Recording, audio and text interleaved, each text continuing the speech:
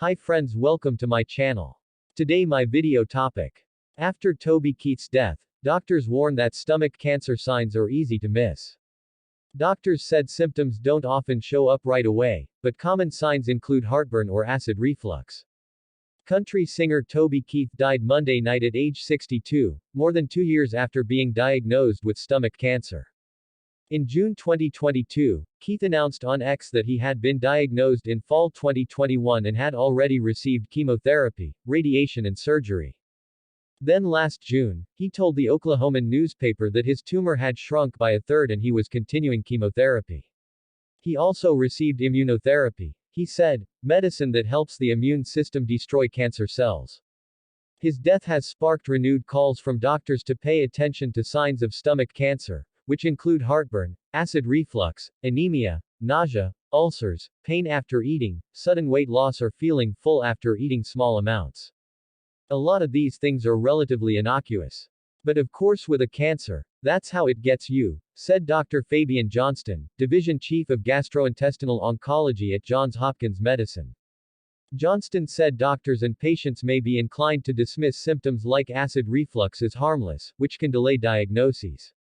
By the time symptoms appear, many already have advanced disease, he said. The average age of diagnosis is 68, and men have a slightly higher risk.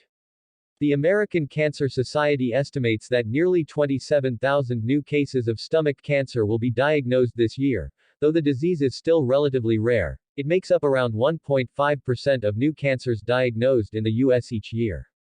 Overall rates of stomach cancer diagnoses have also declined slightly over the last 10 years.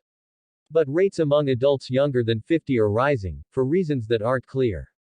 There's something that's going on, something we're eating, something we're ingesting, some combination of factors that's modern and present, which is resulting in these increased cancers in young people, said Dr. Ben Schlechter, a gastrointestinal medical oncologist at Dana-Farber Cancer Institute. Schlechter said alcohol and tobacco, once common contributors to stomach cancer, are now associated with a minority of cases in the U.S., perhaps because people are smoking less.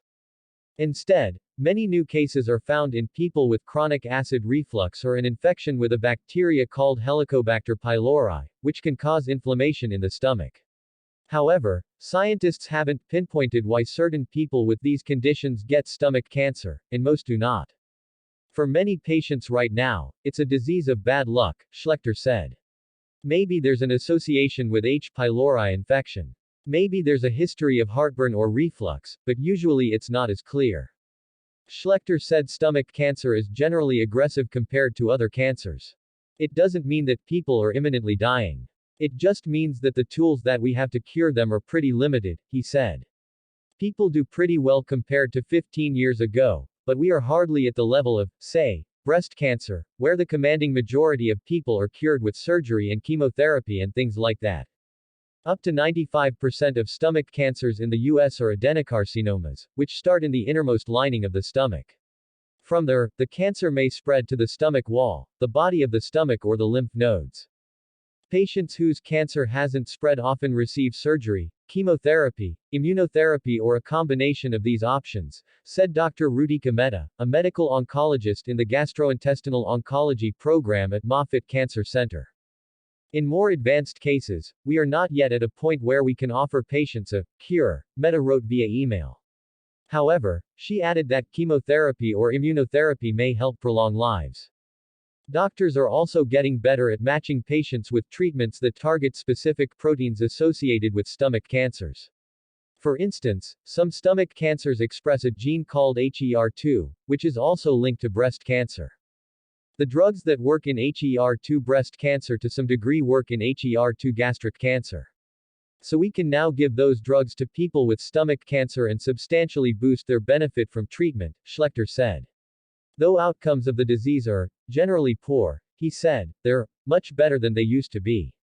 I hope you like my video. Like and subscribe this channel. Thank you.